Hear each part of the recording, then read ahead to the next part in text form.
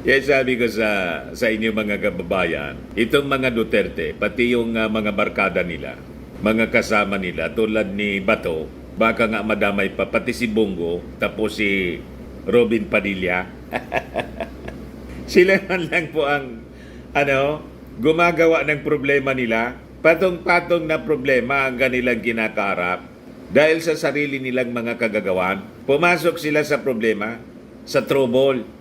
Walang pagrespeto sa batas kasi pinaglalaroan nila po. Malinaw dito sa kaso po ni Pacquiao, nakakiling sila sa isang akusado ng mga matitinding krimen, mga kababayan.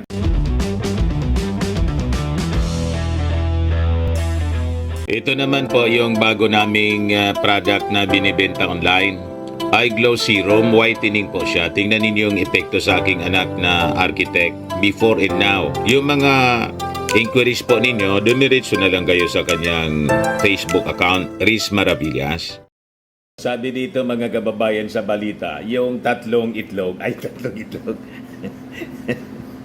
trio, di ba niya, yung trio, tatlo nga, pero hindi tatlong itlog. Magalit yung mga tagaga nila pag tinawag natin tatlong itlog, lalo kung bugok. Yung trio, yung pagkasabi kasi rito, trio, yung trio ng Davao po, could be in trouble daw sa pagtulong kay Pacquiao. Alam na ninyo kung sino itong trio? Baka madagdagan pa nga ito mga kababayan. Di ba? Kasi yung ating mga authorities, yung police, nag-utos na po ng investigasyon sa possible liability. Magpa-file na nga po ng kaso for obstruction of justice. Ito ngayon yung balita mga kababayan sa periodiko. Manila Bulletin. O yan yung trio po. Sabi diyan, Gutierrez agree si Congressman Gutierrez. Davao trio could be in trouble for helping Kibuloy. Yan yung mga best friend, mga kababayan ni Kibuloy. So sabi dito sa balita ng Manila Bulletin, the notion that the Davao trio of former President Rodrigo Duterte, Vice President Sara Duterte, at saka si Senator Bato de la Rosa, could be held liable for allegedly cuddling Pastor Apollo Kibuloy and serving as obstructions to his arrest is becoming more popular in the House of Representatives. Sabi po ni Congressman Rods Gutierrez, Assistant Minority Leader at One Rider Party List Representative, the way that we see it, if indeed it is true that they have prior knowledge on his whereabouts and then they intentionally hid him. Itinago nila. Talagang purposely tinago nila. There will be criminal liabilities for that, sabi po ng congressman na member ng Dayangans. Malinaw po na tinago po nila. Pinaglalaroan ng mga taong ito yung ating batas. Kaya nga po, never po sa kanila. Kailang si Inday, mga kababayan, 2028 pa. Sa 2028 tayo maniningil. Kung hindi siya ma-impeach, kasi maugong din mga kababayan, yung kwento ng impeachment na sabi nga po kahapon sa interview kay isang bayan convenor, Attorney Howard Calleja, ang naaamoy nila, baka itong katapusan ng September po, ilabas na ng ICC yung kanilang warrant of arrest laban po kay Maudigs. O kung hindi, before niya ng filing ng Certificate of Candidacy ng ating mga kandidato sa October po, yan daw yung naaamoy nila. Kung gaano katotoo, wala man tayo pong inside information. Lagi lang nating naririnig siya sa mga ilang mga personalities tulad po ni dating Senador Trillanes, maging si dating Senior Associate Justice Antonio Carpio, ganun din yung naaamoy niya, at yung mismong abogado na nakalimutan ko yung babaeng abogado, konektado dito mismo sa pag-file ng kaso. Saka, yung latest po kahapon sa interview kay Attorney Howard Calleja, yung taga rito sa amin po. O, ngayon, balikan natin itong kwento na ang sabi, itong trio, malamang makasuhan ng obstruction of justice. So sabi po ni Gutierrez, whether or not they are liable, we leave it to the Department of Justice to properly seek if there is indeed probable cause and the proper cases would be filed. Kanina po nagpalabas ng statement si PNP Director General Marbil. Magpa-file na daw sila ng kaso. Ito po ang balita ng Daily Guardian. Sabi diyan, PNP to file charges versus individuals who hid Kibuloy. Kanina lang ito, the Philippine National Police said Sunday it will file cases of obstruction of justice against individuals suspected of hiding and delaying the arrest of Kingdom of Jesus Christ leader Apollo Kibuloy and his co-accused. Kaya sabi ko sa inyo mga kababayan, itong mga Duterte, pati yung mga barkada nila, mga kasama nila tulad ni Bato, baka nga madamay pa, pati si Bongo, tapos si Robin Padilla. Sila man lang po ang gumagawa ng problema nila. Patong-patong na problema ang kanilang kinakaharap. Dahil sa sarili nilang mga kagagawan, pumasok sila sa problema, sa trouble. Walang pagrespeto sa batas. Kasi pinaglalaroan nila po, malinaw dito sa kaso po ni Pacquiao, nakakiling sila sa isang akusado ng mga matitinding krimen, mga kababayan. Hindi simpleng krimen, kahindik-hindik po yung kinakaharap na krimen. Hindi lang dito sa Pilipinas, pati sa Amerika. Tapos doon sila nakakiling, nakakampi po sila. Ito ngayon, sabi rito, the Philippine National Police said it will file cases of obstruction of justice against individuals suspected of hiding and delaying the arrest of Kingdom of Jesus Christ leader Apollo Kibuloy, pati yung mga co-accused. Sabi po ni PNP Director General Romel Francisco Marbil that a full investigation has been launched to hold those who helped Kibuloy in evading law enforcers accountable. Hindi niya namin ito tolerate ang ganitong uri ng obstruction of justice, any form of obstruction of justice. Our investigation aims to identify those who knowingly provided refuge to Kibuloy, and we will ensure that they face appropriate legal consequences, sabi po ni Marbil. Malinaw po ng tinutumbok, mga kababayan, si Digong, si Inday at saka si Bato. So tama lang po ito mga kababayan para hindi na po pamarisan ng mga susunod na leaders. Kailangan po papanagutin ang mga taong ito. Baka gayahin pa ng mga pribadong individual. Ginawaan niya ni Digong, hindi man pipanagot. Ginawaan niya ni Bato kasi senador siya. Ginawaan niya ng vice presidente. Pinaglaruan yung ating judicial system. So tama lang po ito na aksyon, justified po ito mga kababayan ng ating mga authorities. No one is above the law. Sabi ko nga, they made a mockery of our justice system nitong mga taong ito. Tapos palabas ng propaganda yung kampo ni Pacquiao na hindi man daw nahuli kundi sumurrender si Pacquiao sa mga authorities. Nasokol kasi. Sinong binagluloko ninyo? Walang intensyon po na sumurrender si Pacquiao kasi nagyabang pa nga siya na ang mga nakabantay sa kanya, mga higanting lamgam. O diba? Yun ang sinabi niya sa isang recorded message. Pinagluloko yung mga naniniwala sa kanya. Tayo, hindi man tayo naniniwala sa mga pinagsasabi niya na appointed son of God siya, na kaya niyang i-stop yung lindol. At dadaan tayo, mga kababayan, yung ating kaluluwa, kung wala siyang pirma, hindi makakarating sa langit. Yung naluloko niya, yung mga mangmang. Tulad ng mga kalyado niyang mga politiko, mga mangmang. Di ba? Kung di ba naman kayo mangmang, maniwala kayo sa mga pinagsasabi ni Pacquiao. O ngayon, dahil sa inyong kamangmangan, damay-damay na kayo. Ito ang inabot ninyo. So sabi po rito, obstruction of justice niya is a serious offense in those who aided in shielding Kibuloy from law enforcement will be charged accordingly. The law is clear. No one is above it. And those who help Kibuloy will be held accountable. Sabi po ni Marbil, rimati kayo ngayon. Mananagot kayo sa batas.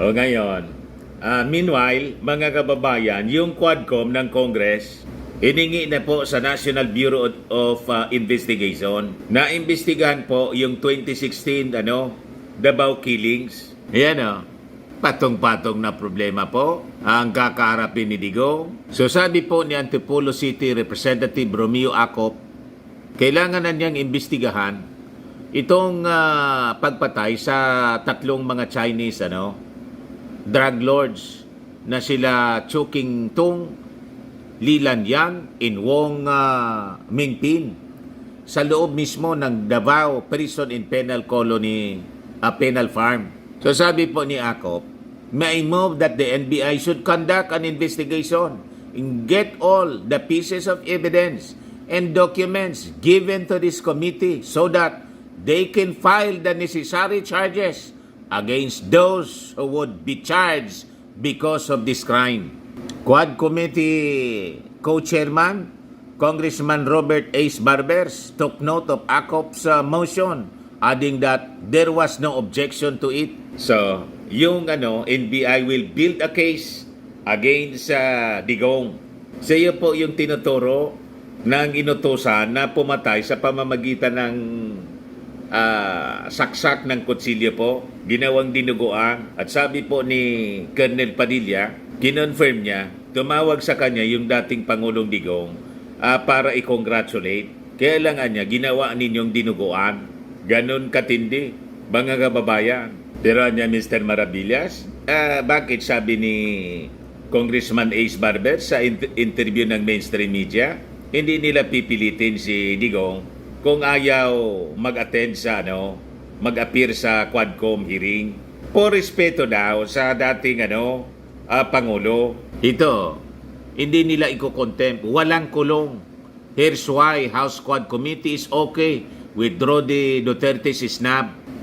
So sabi dyan, the House Quadcom will respect former President Rodrigo Duterte's decision should he decline its invitation to appear before the joint investigation on perceived extrajudicial killings during the campaign against illegal drugs under his administration.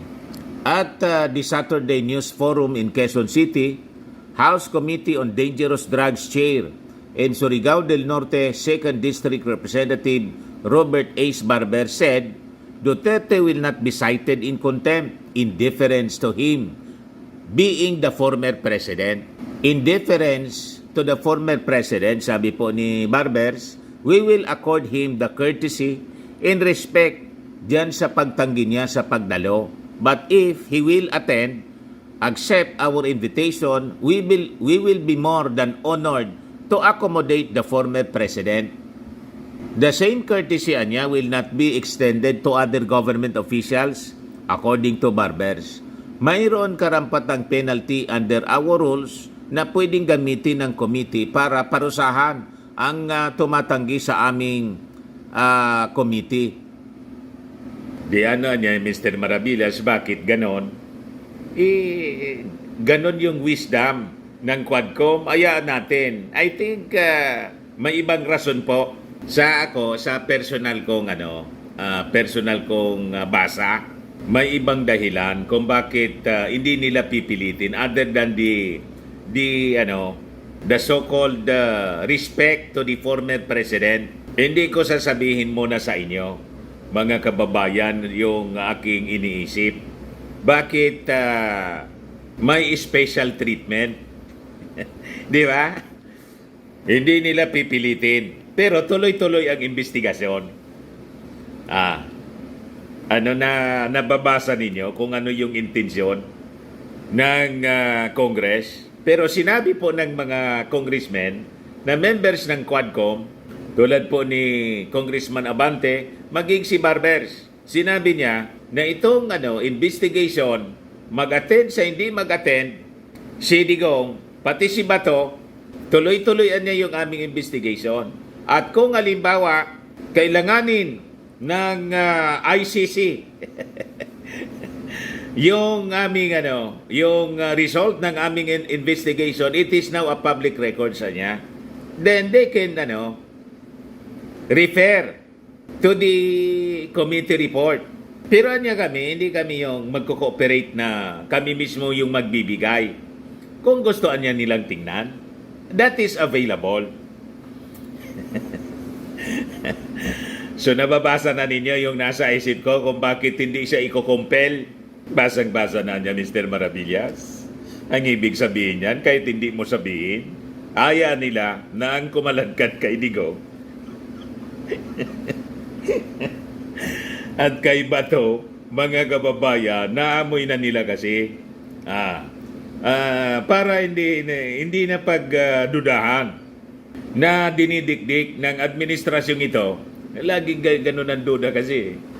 Dinidikdik ng administrasyong ito ang previous administration, si Digong. Anyway, itong ICC case, mga kababayan, kaso na ito kay Digong noon pa, wala pa sa Panguluhan. May reklamo na sa kanya sa ICC. Ngayon, kung kalad ka rin si Digong at Bato, damay si Inday sa ICC, malinis yung ating administrasyon. Problema niyan ninyo yan eh. Di ba? Brilliant na niya, Mr. Maravillas. Reading ko man lang. Iwan ko kung tama ang aking basa. Kuhan ko man lang yun. Analysis kung bakit yung Quadcom hindi pipilitin si Digong. Other than sa paliwanag nila na we respect niya Digong as a former president. Hindi namin i-obligayin. Pero kung gusto niya mag-appear, okay niya. Pero tuloy ang investigasyon namin. What? Sabi dito. If evidence will point to him still, and then we come to a point where the committee will write a committee report, we will probably include a lot of personalities in the report. Kami naman ay nagbabase lang kami sa hawak naming testimonya, hawak naming dokumento, at iba pang ebidensya na hawak namin. Madaling sabi, lalabas, extension ng ICC investigation, yung Quadcom.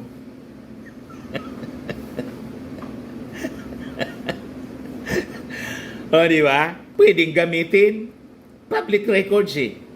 Ano kung ayaw magsalita ni Digong? Di ang perception ng ICC niyan, ayaw mong mag-appear sa Quadcom, in-invite ka na kasi you are guilty. Di ba? Ang daming testimonya doon na ang tinuturo na mastermind siya mismo. Saka siyempre si Bato kasi yung Chief PNP. Binigyan ka niya ng pagkakataon na ipaliwanag o i-refute yung mga akusasyon, testimonies laban sa'yo, hindi mo ginawa. Hindi na yun kasalanan ng ICC. Hindi rin kasalanan ng Quadcom. Binigyan ka on records ng pagkakataon, you refuse. So, pag ganon, ang kaulugan yan, winave mo yung yung rights mo to defend yourself. Di ba? Ganon yan. Kaya nang ini-interview ni Christian Esguera po, si Barbers, tungkol dyan po kung bakit hindi maglalabas ng hindi nila iko-contempt at ipapa-aristo. Ngumingiti-ngiti si Ace Barbers. Hindi na rin nag-insist si Christian Esguera sa kanyang mga Tanong, basa ko na. Kung ano yung nasa isip ni Congressman Ace Barbers, tingin ninyo, tama yung aking reading? Ayaw mong i-depensa yung sarili mo eh. Winave mo na yung right mo. Inimbita ka for fair play. Pero ayaw mo eh. O di wag. Yung testimony po ng mga testigos ang bibigat. Napakabibigat ng testimony po. At may mga i-invite pa si dating Mayor Jed Mabilog yata, magiging resource person din. So anyway, yan po yung ating mga abangan na mga susunod na kabanata. Sa mga naghanap ng malinis and spacious fitness gym, pumunta lang po kayo sa aming Colossal Fitness Gym. We also offer Grab Car Rental with our brand new 2023 model ng Toyota Innova. We also accept booking for those who are planning to travel via PAL, Cebu Pacific, and other airline companies, local and international, and bills payment for Meralco Bills, PLDT, Aleco Bills, etc. Ang Colossal Fitness Gym is located at 3rd floor Security Bank Building, Lanco Business Park, Legazpi City, Albay. For inquiries, look for Chilon Maravillas. Contact number 0966-802-0949. Yan yung aming Innova. Lagi na pong matao sa amin. Pati mga foreigners po, tingnan ninyo. Mga British tourists sila. Ang lalaki ng katawan na, mga kababayan, nag-gym sa amin. Ito naman po, Indian National. Ito mga mga European sila. Ito naman yung bago naming product na binibenta online, Eye Glow Serum. Whitening po siya galing sa South Korea. Tingnan ninyo yung epekto sa aking anak na architect entrepreneur, Riz Maravillas. For inquiries, look for Riz Maravillas on FB. Ito naman po, Firmax Firming and Lifting Cream. Pinapahid po ito sa mga pulses and affected area. Mainam po ito sa mga pains at paninigas na mga kasukasuan. Ito po, Automax Radiant Serum. Sa mukha naman yung application. Anti-aging po siya. You will look 10 years younger than your age. Sa mga cancer patients naman po, baka lang gusto ninyo itong itry. Nengxia Red Mix Fruit Drink. Hindi man po siya gamot, food supplement siya. Mga cancer patients naman po, baka lang gusto ninyo itong itry. Nengxia Red Mix Fruit Drink. Hindi man po siya gamot, food supplement siya. Kaya lang, gawa siya mga kababayan sa goji berry. Yung goji berry may anti-cancer properties. Yung mga inquiries ninyo, dumiretso na lang kayo sa aming messenger sa Facebook para masagot namin agad. Ayos po, ako po si Dante Maravillas. Bye-bye. God bless.